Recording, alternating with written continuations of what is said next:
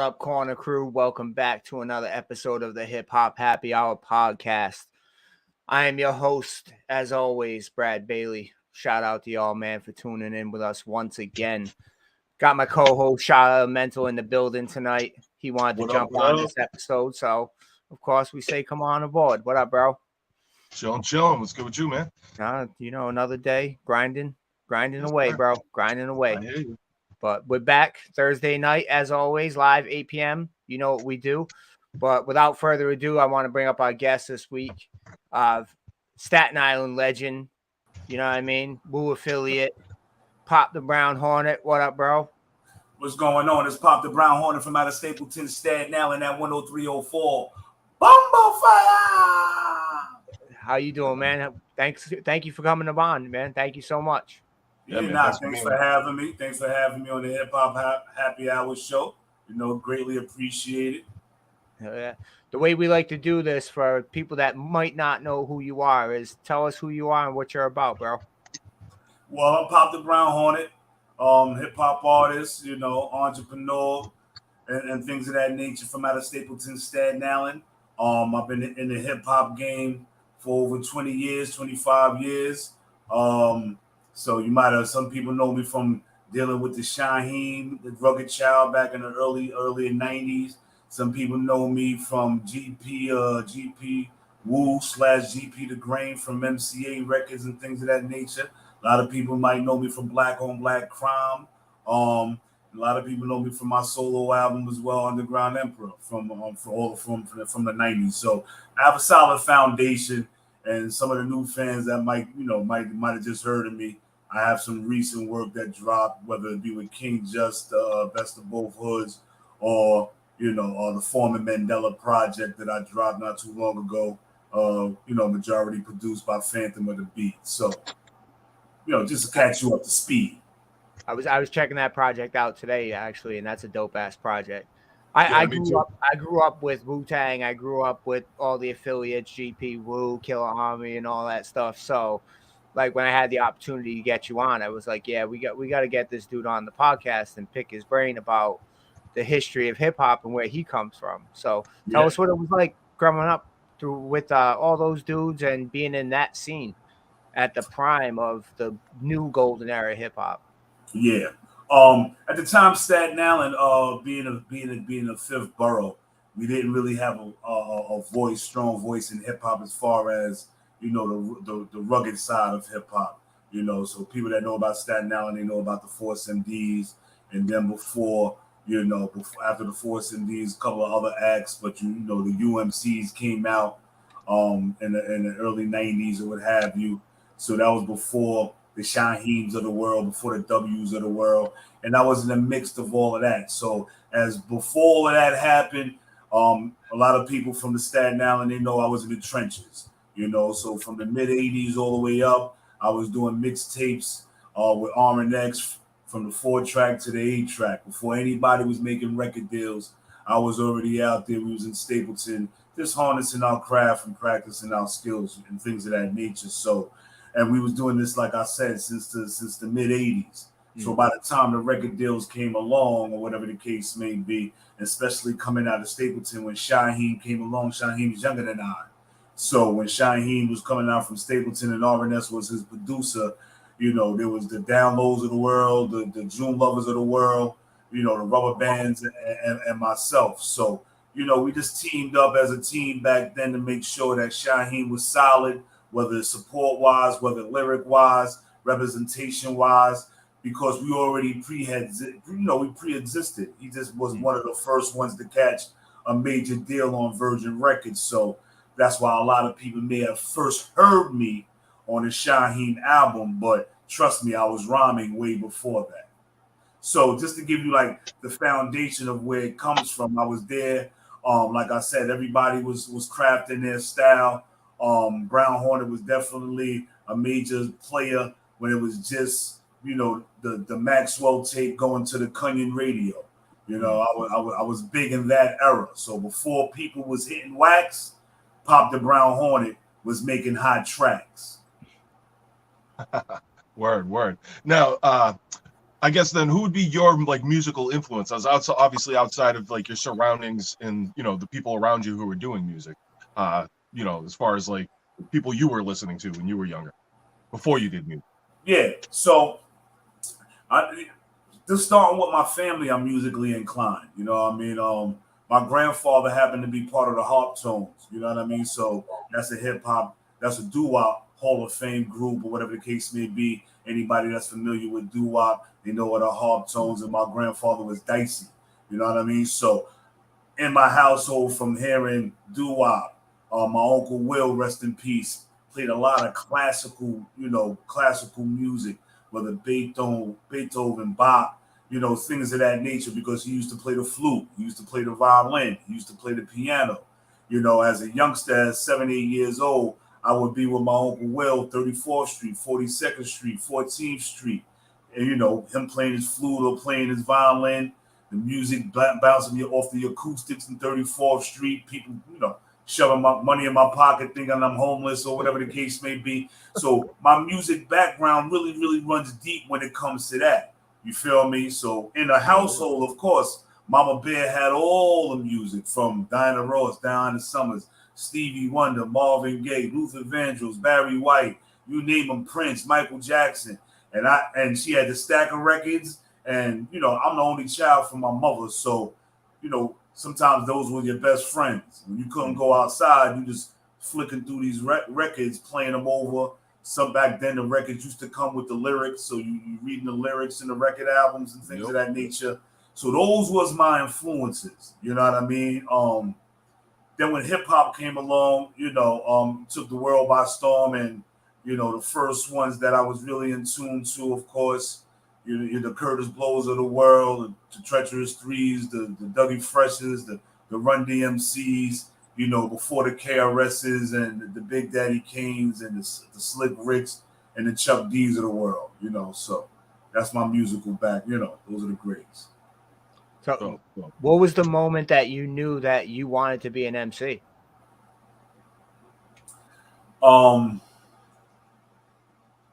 Yeah.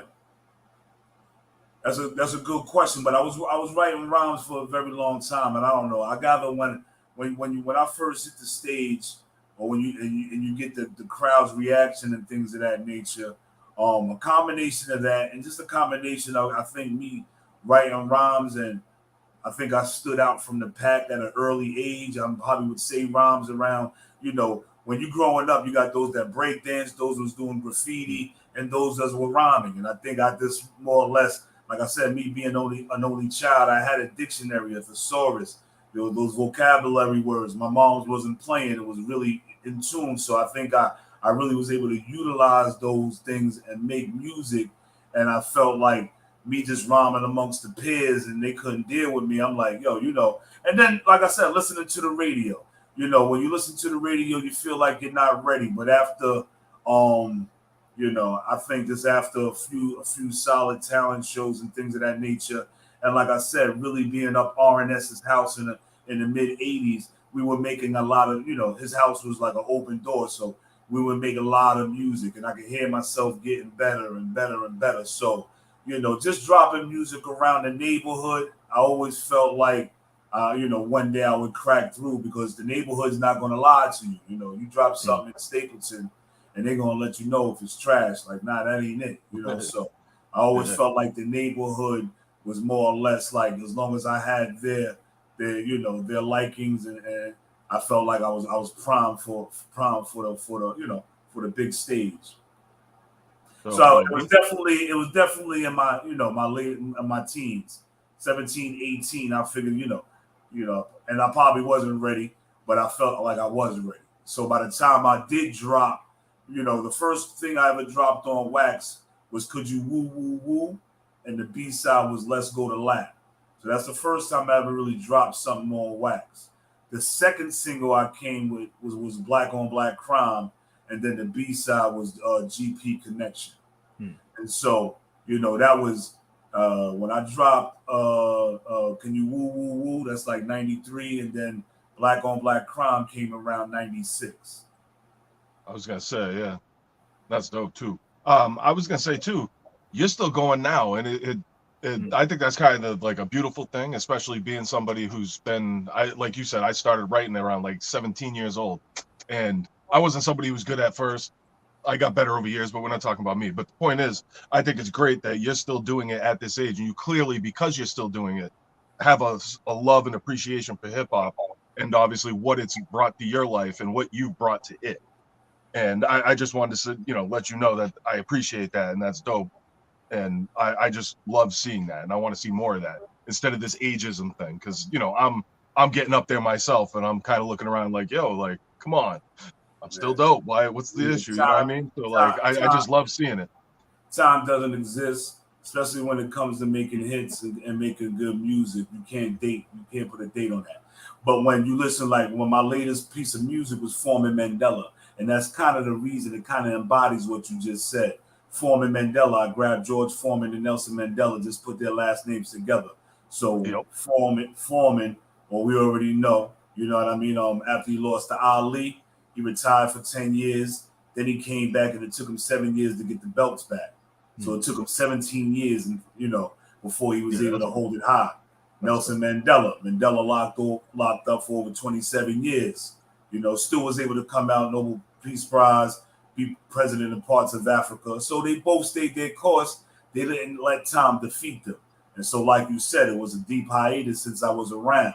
So I kind of embodied the Foreman Mandela, to where I stayed true to the art of hip hop. I wasn't really getting carried away to what they're doing now. It really meant nothing to me. And like I said, the love that I had, I felt like I owed it a duty to the forefathers of hip hop due to the fact of the music that we're hearing here into the present day. I do see it making a turn and a shift. Happy birthday to hip hop being 50 years old. But what happens is that the media and the people that control it, they put it in the hands of the young because they can manipulate them and utilize them and run them astray, get their publishing, therefore. But hip hop is 50. And so anything that's 50 years old has to stand up and be accountable for its actions. And so they can try to dumb us down and do all of that. But I think 50 years old that it turned this year, and all the great shows that we've seen from all the pioneers of hip hop, without, knock on wood, the year's not over, but I didn't hear about any gun spray going on and nobody got killed, murdered, shot. It was fabulous shows going on the real essence, pure essence of hip hop. Not this drill kill music, not this terror, none of that. Let's pause on that. We didn't see not one problem with the celebrating of hip hop. And that's what it's about. And that's what the music should be about moving forward. So anybody with a live show going on, no, you don't have the program director. Stop being programmed and stop being directed. Maybe you might lose your job in your slot. Come back and invent your own job in your own slot. That's the time we living in now, player. You know what I mean? So you either part of the problem or you part of the solution. And so when I did come back, and me coming back, it definitely wasn't going to be part of the problem. And you wasn't going to hear about me going all this nonsense and rhetoric that's been going on for too long, I feel like, in hip hop. Yeah, there definitely has been like a lack of it's actually a lack of sense, in my opinion. Substance, no more substance. It's just real quick, microwavable rap, drugs, violence, and sex. But then when it comes to the substance, what can I digest? What could I bring? Where's the food for thought? All of that's been erased, like you're trying to destroy the culture, but you'll slap it with handbags and tutus, and you'll slap it with all these strippers and all of this nonsense. I mean, it's rhetoric, it's nonsense. Definitely have so many ideas for the next album that'll be coming. I'm not even going to drop any hits, but everything that's been going on, trust me, has been giving me enough substance to whereas, this is like a campaign. I drop singles, my latest single, Shooting My Shot. Make sure we get that out there. Add me to your playlist, The Foreman Mandela. Add me to your playlist. But yeah, it's just about, like shooting my shot. It's just about getting back to normal hip hop. It's about me spitting lyrics to a female. We living in a time where I'm a toxic male all of a sudden. I'm a masculine male. Now I'm toxic for being who I naturally am. But everybody else can run around and be respected for who they are. You know what I mean? But who I naturally am, I can't be respected for. But I gotta respect homie in the tutu. I gotta respect homie in the dress. I gotta respect all of these people. You gotta show them respect, but you're not showing respect to the natural. You know what I mean? So me shooting my shot was just saying like, yo, we still attracted to females. Yo, you still gonna have individual, respectfully hollering at a beautiful female when we see it. And like I said, respectfully. It's not all about being bitches and hoes. You're a queen, you're a Nubian goddess, and all those beautiful things.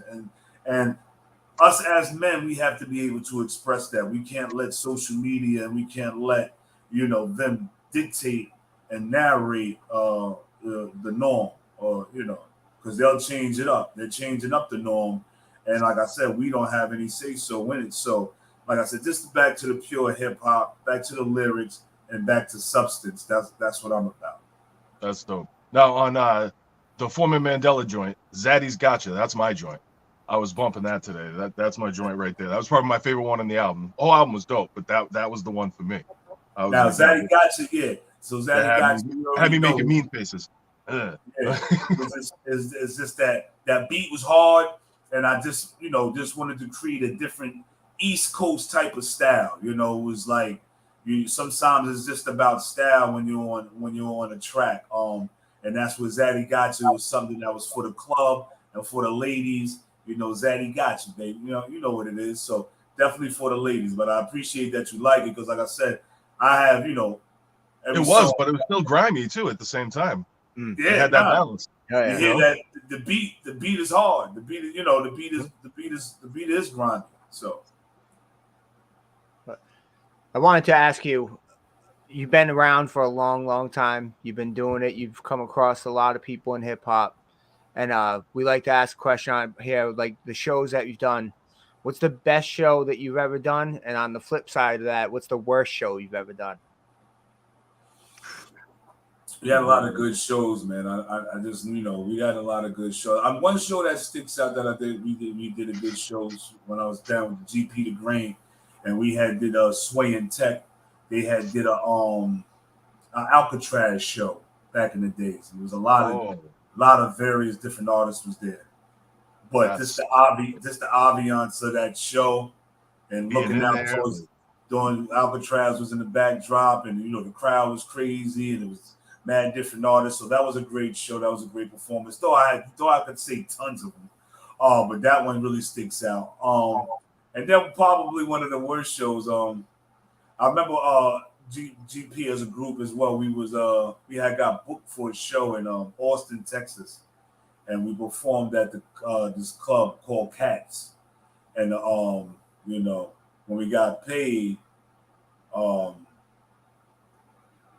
I think he said he paid us for 2 shows, but the guys was like, nah, this was only for 1 show. He was like, well, I booked 2 shows for you guys. There's going to be another crowd, and they're going to expect to see you guys. So it's like, yeah. We rocked the first show, but the second show, the guys was all reluctant to go out, so I had to go out there by myself. I was like, nah, the fans came. I'm going to go out there, and it was like, it wasn't too great of a – it wasn't too great. Mad awkward. The crowd, they was looking at me awkward too, because like, yo, where the rest of everybody at? But I didn't want the guys that did come to see nothing. So it was like a makeshift show, and it was and that's dope. You appreciate your fans. That's it. Yeah. Way to be. Well, yeah. Without fans, there wouldn't be any hip hop, really. Yeah. You need them fans. You really do. And speaking of fans and internet and that sort of thing, the digestible content and how quickly it comes out and how shitty it actually is. What are your thoughts on the internet and how it's really dumbed down hip hop? I don't really just blame it on the internet, because people can put stuff up on the internet, and I just think the masses are kind of like dumbed down. I gather they follow the algorithms, but I also think that everything is more or less staged and people are set up. You do have rare talent sneaking through the crevices, but a lot of things are already like, they're set up they have the machine behind them, So I think it's just geared, and sometimes you'll hear music and the higher powers, the higher ups, You know, no matter how dumb it is, when I'm hearing Sexy Red or I'm hearing all of this nonsense, and I'm saying, how the hell is he? You know, I know that it's done by design. They grab these people and then make sure they blow up a Glorilla or whatever. Now, you know, and not to disrespect them or what have you. I just don't think that they're the cream of the crop when it comes to putting out talent that's going to represent a genre of music. They're quick to just put out the nonsense, and you know, when I look at hip hop as a whole, you know, it's not a lot of people that really graduated with high school diplomas and college degrees. You know what I mean? So, and you know, not that you have to have either one to be successful, because a lot of millions and billionaires didn't have either one. But when it comes to literature and structure and wordplay and things of that nature, that's where schooling does come into play. And it shows that these dudes are like, you know, they're coming and dropping out. They're saying, Tom, oh, he made it, I can make it. They're coming up with a gimmick. Somebody's quick to sell them out. I don't know who's writing for them. Sometimes somebody's connected and they got to connect, and we're going to write for this person, and we're going to take the publishing, and no matter how stupid they look, we're still going to get paid. So there's so much that's messing up the game. You understand? And that's why I just stay in my lane. I love, like you said, I got a love for hip hop. I had it since I was a shorty. And I don't think that, you know, Staten Island as a whole, you know, the world hasn't seen the talent that really lies on Staten Island. Yeah, you've seen the W, and you've seen people, you know, you've seen the Shaheens, but they've been rocking for 25 years. There's a gang of talent out here that needs to be seen. So I'm just part of a regime that would like to blow through the dam and blow through the monotony and break up the monotony, should I say, and you know, just bless the world and the planet with a different air coming from out of Staten Island, just a different sound, a different temperament. Everything doesn't have to be, we can play with this. When you look at Queens, you don't have a specific sound for Queens, New York. You got 50 Cent, you got Nas, you got Tribe Called Quest, you got LL, you got it's just so we got Cormega, Noriega. It's just so many different styles. That's how you appreciate a borough. So I don't think Staten Island has really been appreciated because there's only been one track playing this whole time. Yeah, I feel you on that, because it's like when you think of Staten Island and hip hop, if you're not like really deep into the underground and stuff, you're only going to come up with a few names. You guys are obviously on that list as well. Now back to what you were saying a second ago too about the way of the industry and all that. It's almost like that, the dichotomy of the art versus the product. I look at them as products, a performer. They're not an MC. They may be a rapper, depending on how you look at that, but they're more of not an MC, but a performer / rapper who obviously has writers and things like that. So they approach the whole thing differently. But I think also I think with people of our age, especially, I think the stuff we came up on had a little bit more, I hate to say it, but like class to it almost in a way. And I think we were kind of taught that class and elegance in a way, even though we may have grown up on like, I know I was listening to like Doggy Style. So, you know, the content there, you know what I mean? But also at the same time, I think I was getting the other aspect of it too. And I knew that there was a difference between the two and what was what. And I think maybe now it's more about selling a product and what's the quickest way to get to that. And also preying on the lack of that element. Yeah, but you're right. You're right to say a product, because these are the artists. They dictate what they're gonna come out with, and they maximize whatever the money is gonna be. Some people's out for the quick hit, but if you got to connect and you're gonna be punched into the machine, and like I said, once again, you got a Sexy Red, however she comes out and whatever run they're gonna have for however long, it could be 3-4 years. Somebody's getting paid behind the scenes. You know what I mean? So that's a product. To whereas, myself, who's been doing this for eons, they can't just stick their things inside of me and tell me to do it. Yo, you're brown and throwing this tutu and these this or Z, and make sure you're gonna make your money. I'm gonna be reluctant to do that. So yeah, I'm gonna be dealing with the artistry of it, and like you said, the artistry right now in today's day is not defeating the product. The product has a backing behind it, it has a hidden agenda behind it, and when they're out to shrink the masses with whatever agenda they're pushing, of course they're going to deal with someone who's willing to push that agenda, no matter how foolish and stupid they look. Because you know what, I'm gonna make $1 behind it, and I'm gonna make I'm making. They're just gonna be mad because I'm making money and they're not. So it's all But like I said, the love of hip hop. I've been doing it this long and I haven't made a ton of money. I back in I worked 731, local 731. Shout out to all my union workers around America, whatever union you're in. But I've worked 731 laborers union for the last 20 years, really to pay the bills and put the food on the table, and also to help fund my career.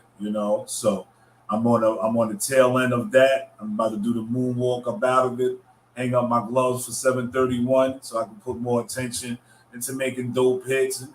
And like I said, I do this for fun. This is what I do for fun. I enjoy making good music. I make music, I make it for me. And then if I put it out there, you like it, you like it. But I'm not making music, I make it for the universe. Exactly. You can't dictate who's going to listen and who's going to gravitate towards it. So you might as well just put it out. So when will that next album come out?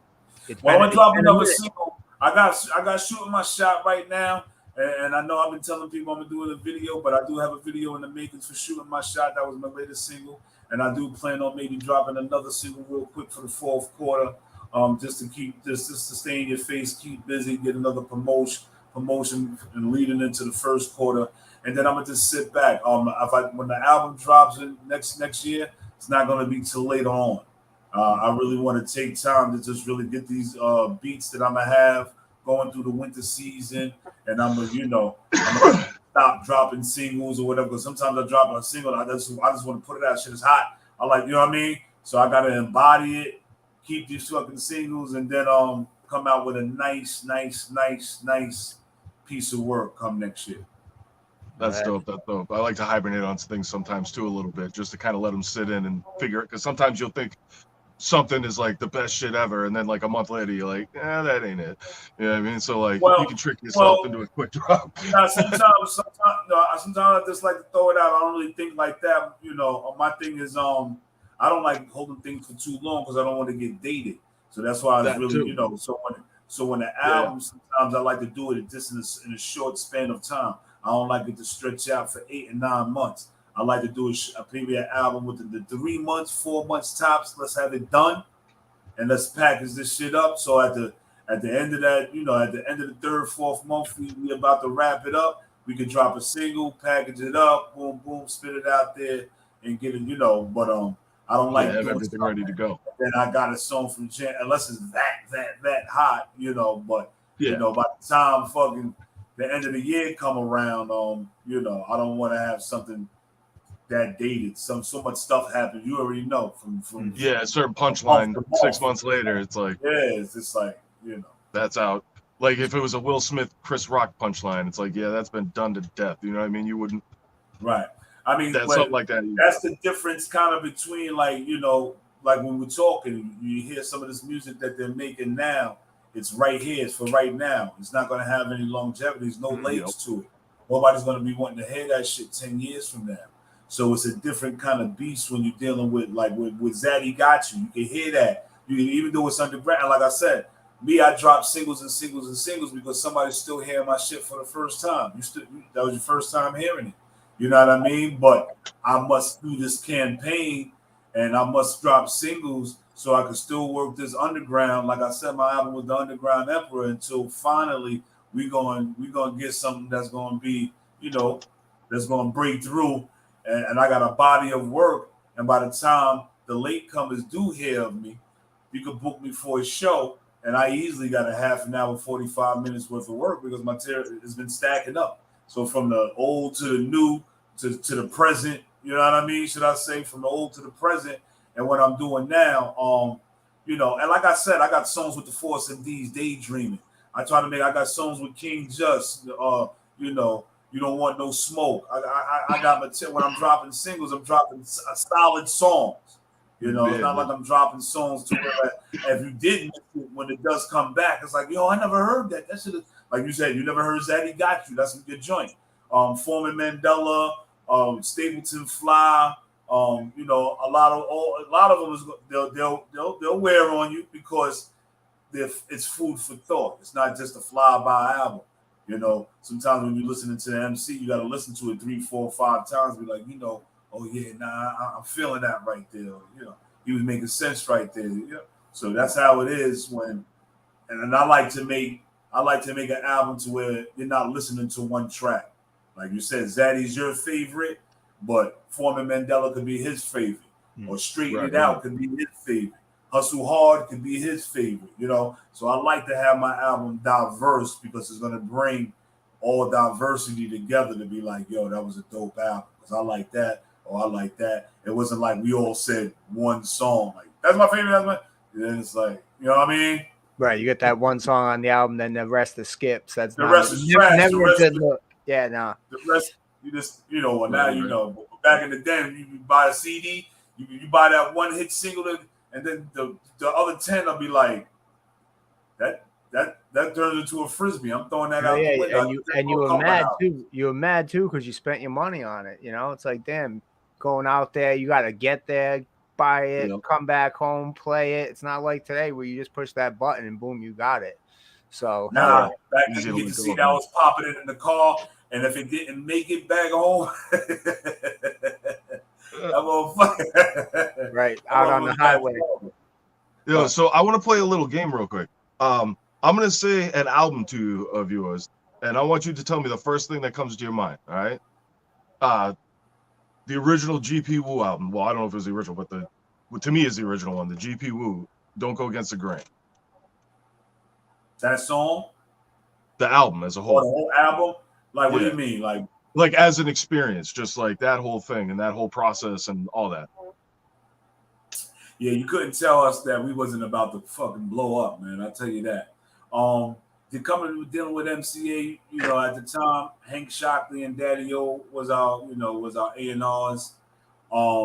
So, you know, all the heavyweights was there, Mary J, Casey, JoJo. So just going to LA and meeting these artists and just being in these big time studios and Quad and, you know, having the top engineers and all of that. I could have got used to that life real easy. And that's why I think, you know, when we was making that album, you know, we put our best foot forward. There was a lot of obstacles. There was a lot of behind the scenes things that was going on. Unfortunately, we wasn't able to have RNS, who was, you know, the man back then, produced the whole album. That's what we really wanted. So we only really got 4 tracks from him, and then the most all of the production was really done in-house by Download Record. And like I said, you know, he would grab the sounds and we would sit in there and we would put it together. But it wasn't like, you know, if all would have did the whole album, as dope as the album is, it would have been that much doper, I feel. At the same time, Hank Shockley was pushing hard to get songs, you know, beats from RZA. And we was kind of reluctant because we had our own camp. You know, it was kind of like saying, you know, Master P ain't gonna go to Baby to get beats. You know what I mean? I was gonna say, because to me it always seemed like there was this separation almost between the two, but yet there was still the connection, because obviously your family connections, I would imagine, is part of it. I would think, from what I understand. What's family? I don't know. From what I've read, you may have been related to some of them in some way. Yeah, I'm not related to anybody in the Wu-Tang Clan. See? Now, me and Ghostface, our families are close. You know what I mean? So a lot of people just, you know, the tabloids. So they assume that, yeah. We are cousins, or Jizz, or me and RZA's cousins are not family to any of them. So, and the glad only you could clear that up, because yeah, it's online. I was just saying, I was glad you cleared that up. Yeah. Yeah. So the only really, you know, the Wu-Tang movement is the only thing that we really had in connections to. And that, you know, that's the only thing. And unfortunately, like I said, even when we was on MCA Records, we never wanted to come out as GP Wu. We wanted to come out as GP The Grain. The Wu aspect of our name came from Hank Shockley, you know, and Daddy Yo. They wanted to slap the Wu logo on it because Hank Shockley at the time had a good, relationship with the RZA. You got to understand, Method Man and Mary J have a platinum, a Grammy Award winning All I Need album. So I think that Hank Shockley in signing us coming from Staten Island probably just thought right off the rip that we would want some beats from RZA. And when it didn't go that way and we wanted to stay who we were, it kind of rubbed Hank the wrong way. So, and then when he threw the woo sticker, it rubbed me the wrong way. I didn't even want to be down with that bullshit. It was like I just wanted to be down with GP the Grain, But the album was done. We handed it in. The shit was pressed up and ready to run, and then all of a sudden we got shot in the foot with the woo stigma. And at the time, Hank Shockley. Well, that's the difference between selling, shipping 200,000, pre-orders and Ozzy. So as he was dependent on the pre-orders and the pre-orders coming in and him getting calls and all of that, the same industry was calling up the Woo office and asking, yo, is that GP Woo shit down? Nah, they ain't with us. So it wasn't, even though you might have thought that we would click together, the RZA and all those dudes never embraced GP Woo as a group. As Wu-Tang went on tour and things of that nature, we were never invited as a group to open up for them. Never. I've never went on tour with the Wu-Tang Clan. I've never did a song with the group that was put out. So I'm not an affiliate of the Wu-Tang Clan either, Everybody got the story really misconstrued. I did my best in my career to stay away from them. And as, the Hulu series and all these things come out, you don't hear no mentioning of me, which is a good thing. And I want them to keep that energy, because if I have any inkling of success, there's really no need for me to mention them. You understand? We're a different entity, and we've been that way. Like I said, I've never been invited on the road. I've never done shows with them. You know what I mean? So the buck stops right there with the name. And like you said, we've grew up together, but not with each other. A lot of the Wu-Tang Clan is from Park Hill. I'm from Stapleton. So even though we do share the 10304, and yes, we went to school with each other and things of that nature, a different neighborhood is a different neighborhood. Though I am cool with a lot of people from Park Hill, not necessarily anybody that was from the clan, so it's not like we really, rolled blunts with each other or we did all things together. Now, I didn't do that with those guys. Did I know of them? They know of me? Yes. But it wasn't, it wasn't hell-bent for me to feel like I missed out on anything by not being down with the Wu-Tang Clan or anything like that. Thank you for clearing all that up for real, man. Second album, Underground Emperor. Yeah, the Underground Emperor. Like I said, once again, like you couldn't tell me we wasn't about to blow, the fuck up out here. Underground Emperor, like I said, I had a great time doing the GP the Grain album with the brothers. And when I came with the Underground Emperor, of course, it was more personal. It was more me. It was like business problems that I should have took care of first before even doing the group situation, because I was signed to Smoke Records and that was an independent, and then MCA wound up doing the distribution for the album. So I felt great doing the album. Loved the song. You can name some songs. I don't know if you listen to the album, but I have so many, from Black on Black to yeah. Mr. Nice Guy to keep your what was that? Everyone. What I got with Black Street, Stand Up.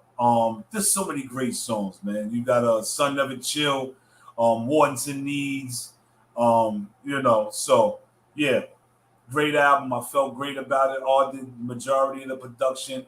That was the first time that I worked with Phantom. That was in Phantom's early stages, aka Haj G from the UMCs. So he did Sun Never Chills on the album, and his brother did Wants and Needs. And like I said, this was, coming out with that album and just having homegrown talent coming through. I just felt like it was going to be a breath of fresh air coming into the industry on the solo tip with a strong project. So definitely was disappointed that, they fumbled the ball on that. Yeah, I was listening to it today. It was dope. No, I noticed I was trying to listen to it today, actually, and I don't think I found it on streaming. Yeah, it's not streaming. You got to listen to it on YouTube and things. It's on YouTube, but it's not. It's not streaming. Yeah, because I use YouTube Music, so it was on there the illegal way where you probably didn't get paid for that, but not the way it should be, which I'm sure probably isn't up to you. Probably a label issue, I would imagine. Well, no, it's been years and years. It's been years and years and years since. So we just got to straighten that out. You know, that was years that I dropped it. So somehow, some way, we got to make sure. You know, we got to get it out there. And that's why, like I said, that's the reason for me coming back. That's the reason for me to stay busy and bring some relevancy to the Brown Hornet, so we can regurgitate, bring the old back, you know, and get everything in its right perspectives, and just carry on with the legacy, because things should be put into the right perspectives. You know, like I said, having a deep hiatus and being gone, things will float off into you know, and somebody else will grab a hold of it and attach of it and think nobody wants it. But I'm coming for mine. Yeah, I feel you. And plus, you want to have the music available, even though I hate streaming and how it really just like rapes artists financially. Like, I think it's completely trash, that aspect of it, but you definitely want to be there anyway, just to have that presence. Yeah, you want the availability. You want the people to be able to, you know, like I said, his legacy, his history. If you happen to have a song to crack through, whether it be wherever, whatever part of the world, they go back to, you know, there's always somebody to be like, nah, I had this. Somebody got to see, you know, somebody's out there with it, with the copy. So that's good. And then it just brings more value to it, because now people look for it more. Yo, I didn't see it. I hear it all the time. It's not streaming. It makes it more, you know, for people to want to dig into it and find it and create it. You know what I mean? So I kind of like it. And like I said, I ain't gonna get paid thousands and millions of dollars of it for you to be hard to find until, you know, I got new stuff that's coming out. You can stream that, add me to your playlist, you know? Yeah, definitely. I want to move on to a segment that we call "What's Your Issue." Now, what your issue could be a tiny little pet peeve that you got in this world, or it could be a major issue that you want to talk about. So, Pop, what's your issue, bro? I really don't have no issues, but what I will say is get yourself some digital currency before your ass have the issue when they shut them lights out. Everybody's not big with the digital currency. Some people don't even know what the hell is going on with it. Some people don't know about the big switch or anything. You know, I do believe in that. I see it's going on around the globe. So I see, you know, so some people who aren't set up correctly, or if you don't cross your T's and dot your I's right now, you know, they're already trying to make it tough. So get on board. I'm just and what was the question again? What's your issue? Yeah, my issue is that too many, you know, my issue is sometimes people hide information. Sometimes you just got to put it out there, because not everybody's going to act on what you say anyway. They're going to be like, well, put it out there. Don't hide how you feel. Let other people react. Go out there and looking to get into yourself some digital currency, or making some investment with your money, because your money's not worth all of that. So you got to use it to buy something that's all of that. Yes, sir. The dollar is not what it used to be at all. The American make money. The American dollar isn't worth much nowadays. And we say the American dollar isn't worth much, but at the end of the day, I still believe that when all the dollars, physical dollars, do go, the American dollar probably will be the last one too. You know, we're still worth more than a lot of other people's currency. You know, it's still worth enough to whereas if you go to a certain place on vacation, they may try to kidnap you or hit you up over the head. You know, our money's still worth more than a lot of people's money. So that's why I say utilize it now while it has its worth. You know that your money just sitting in the bank is just sitting in the bank, and they're using it to flip it. So you got to use it strategically to flip it as well. That's some good advice. Shaw, you got anything you want to add before we wrap it up for the night? I think I'm pretty much good at this point. I mean, unless you got some. All right. Well, now is the time to shamelessly self-promote. We love to do that around here. Pop, tell us where we can find you, where we can find all your music, where you at. Yeah. So you can find me on Instagram at Pop the Brown Hornet _10304. Find me on TikTok, Pop the Brown Hornet, Facebook, Pop the Brown Hornet. And if you want to purchase some merchandise, this is my clothing line, Staten Fly. We got the back, I got other merchandise too, like the shirt that I have on, Staten Fly. I got a website, so it's statenflystation.shopify.com, statenflystation.shopify.com. So yeah, I'm in the merchandise business too, man. So hit up the website, like any merchandise or whatever the case may be. www.statenflystation.shopify.com. And like I said, Foreman Mandela, Shooting My Shot, the latest single, add me to your playlist. I'm streaming on all digital platforms. Y'all brothers, thank you for having me. I appreciate you a ton. Thank you for coming on. I lied. I just want to Pop. Thanks for coming on. Thank you for everything you do for hip hop, man. We appreciate you. Oh yeah, we definitely appreciate you. Keep it grinding, man. Keep grinding. Keep doing your thing, and hell yeah, Hip Hop Happy Hour podcast, man. We out. Peace. Peace.